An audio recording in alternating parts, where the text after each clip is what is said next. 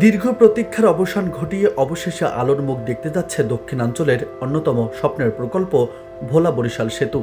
বহু বছরের আকাঙ্ক্ষা পূরণে প্রায় 11 কিলোমিটার দীর্ঘ এই সেতু নির্মিত হবে তেঁতুলিয়া ও কালাবদর নদীর উপর দিয়ে। পুরো প্রকল্পের মোট দৈর্ঘ্য 16.36 কিলোমিটার। 4 লেন বিশিষ্ট সংযোগ সড়ক সহ থাকবে আধুনিক টোল ব্যবস্থা। 7টি করে টোল কাউন্টার থাকবে 2 প্রান্তে। আর এই প্রকল্পের প্রাথমিক ব্যয় ধরা হয়েছে 17,000 কোটি টাকা।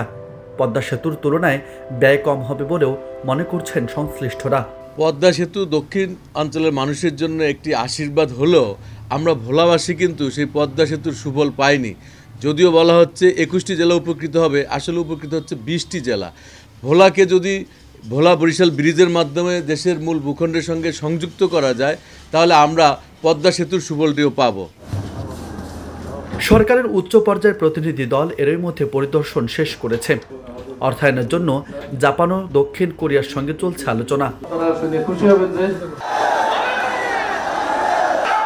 এদিকে ভোলার গ্যাস সম্পদ এখনো পুরোপুরি কাজে লাগেনি, শুধু সেতু না থাকার কারণে। সেতু নির্মিত হলে গড়ে উঠতে পারে নতুন শিল্পাঞ্চল, যা খুলে দেবে অর্থনীতির নতুন দ্বার। এছাড়া শুধু যোগাযোগই নয়, শিক্ষা, স্বাস্থ্য, শিল্প, দুর্যোগ ব্যবস্থাপনা সবকিছুতেই এক নতুন শক্ত ভিত গড়বে ভোলা বরিশাল সেতু।